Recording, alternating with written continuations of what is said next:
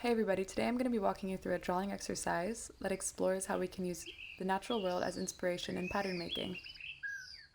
First off, we're going to need some natural inspiration, so if you can go on a walk, that'd be ideal, but if not, a houseplant would also do. Or you could look up images of nature online. Try Googling macro nature photography. If you're on a walk, pay attention to your surroundings. Maybe even take a sketchbook. What colors, shapes, forms do you see or like? Find 3 natural objects that you would like to draw, like a dried leaf, twig, or flower.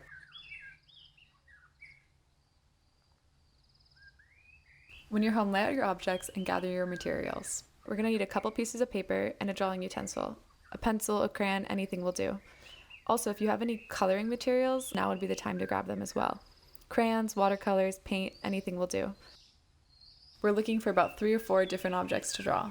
Try to choose ones that are different from each other. We're not going to draw them to size, but we're going to enlarge them, paying close attention to the details. What different shapes, lines, details do you see? Nature is full of patterns. Do you notice any patterns in your objects? Do you see any reoccurring shapes or lines? Once you're finished with your first drawing, choose another one of your objects and do the same. Take your time and look closely. Really inspect your objects.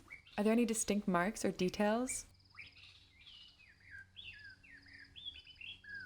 Once we're finished with these studies, we're going to go back to our first drawing and pull out a particular motif we want to repeat in our pattern.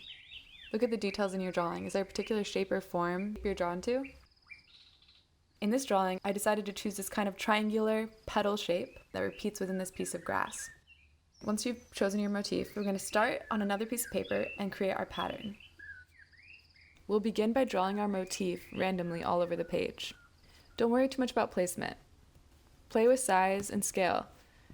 Turn your motif upside down, sideways.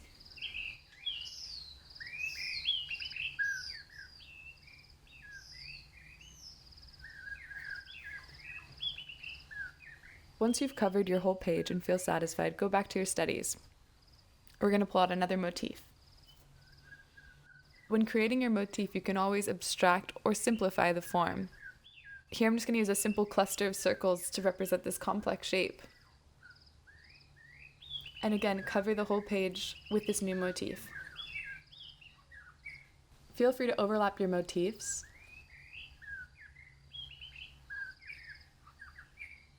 Nature grows chaotically. Don't feel like there has to be an order to your pattern.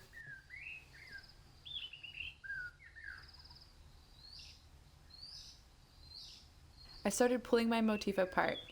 I began to add small little circles over the page in parts that felt empty or unbalanced.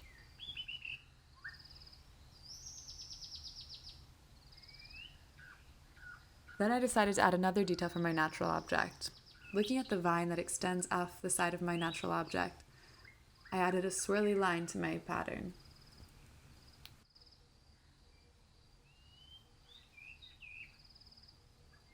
Once you've covered the whole page, we're going to go back to our studies and we're going to pull out another motif. Here in my twig, I was really drawn to the knots and the abstract circular forms on them. So I brought it into my pattern. Again, playing with size and scale.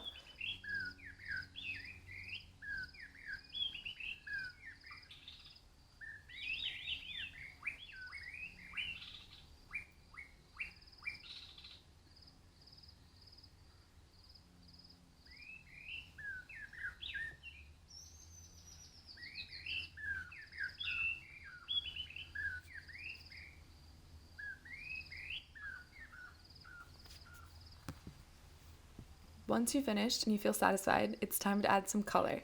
Think back to your walk or the natural inspiration you were using. What colors did you see? We can use anything here that's available, crayons, watercolor, your preference. I started off by using just some basic crayons. Create coloring rules for your pattern. Perhaps each motif is colored a specific way. I decided to color all of my triangular petal forms different shades of green.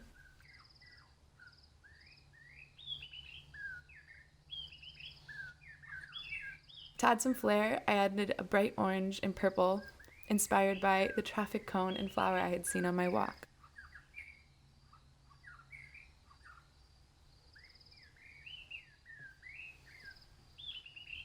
I colored my cluster forms a goldish brown,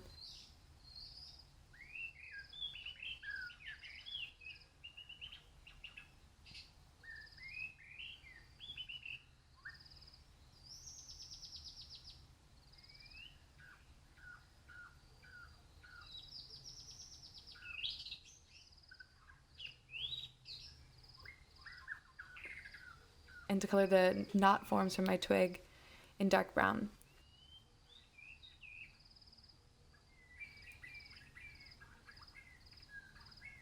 To finish off my background, I decided to add some watercolors.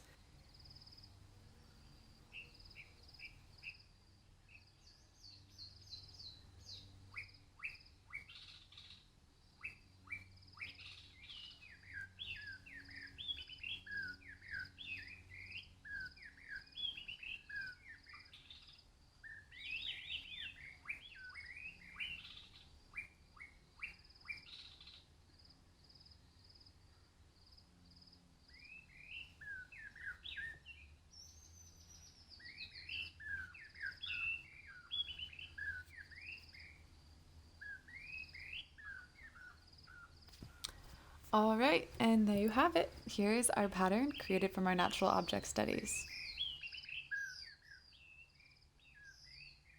Hope you enjoyed this activity and that you continue to be inspired by nature in its endless wonder and make many, many more patterns.